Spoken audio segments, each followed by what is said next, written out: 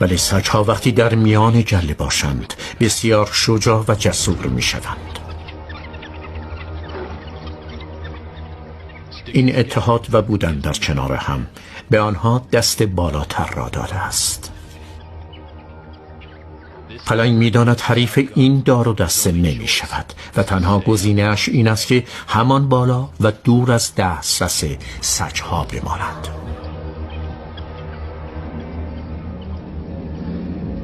سرانجام گرسنگی سگ‌ها را وادار می‌کند او را ترک کنند و دنبال شکار آسان‌تری بگردند.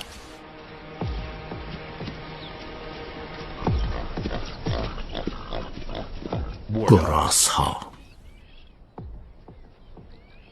وزن یک گراز بزرگ نر 6 برابر وزن سگ وحشی است و او به آچهای تیز و برنده مسلح است، ولی دار و دسته سگ‌ها نشانی از ترس بروز نمی‌دهند.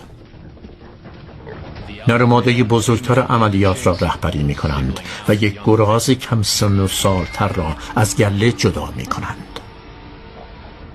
کار تیمی سگ‌ها سبب برتری آنها می‌شود. آنها دوندگان استقامتی هستند و قربانی خود را آنقدر دنبال می‌کنند تا از نفس بیفتد. سگ‌ها به نوبت هدایت این تعقیب و گریز را بر عهده می‌گیرند و سرعت آنها به 65 کیلومتر در ساعت می‌رسد. تنها امید این گراز جوان این است که بتواند جایی پناه بگیرد.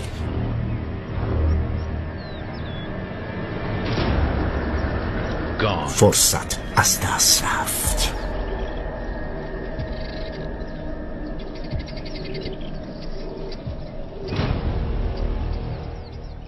افراد گروه نمیتوانند آن را ببینند، ولی بویش را حس میکنند.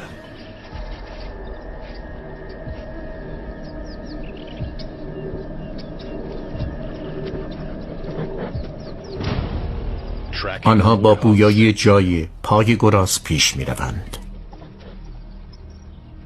و طولی نمیکشد پناهگاهش را پیدا میکنند.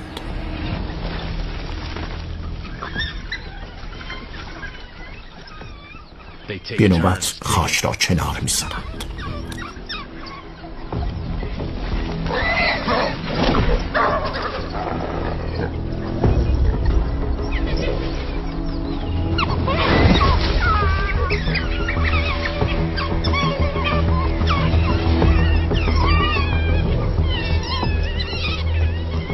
تا اینکه او را می‌کشند بیرون.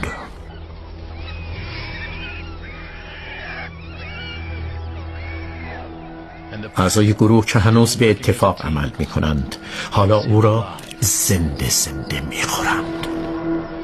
کفتارها یکی از بدنامترین دار و دسته های آفریقا را تشکیل می دهند.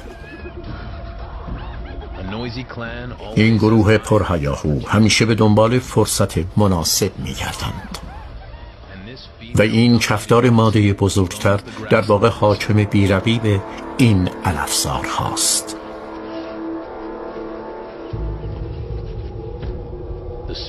بوی خون تازه آنها را به حالت آماده باش درآورده است. 3 شیر جوان حیوانی را شکار کردند.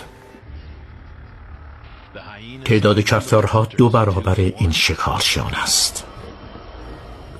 شرایط به نفع آنهاست. آنها از هر سو حمله می کنند و به لطف تعداد بیشتر می توانند شیرها را از لاشه شکار دور کنند و سلطان حیوانات حالا به گربه‌ای وحشت زده تبدیل شده که به بالای درختی پناه برده است.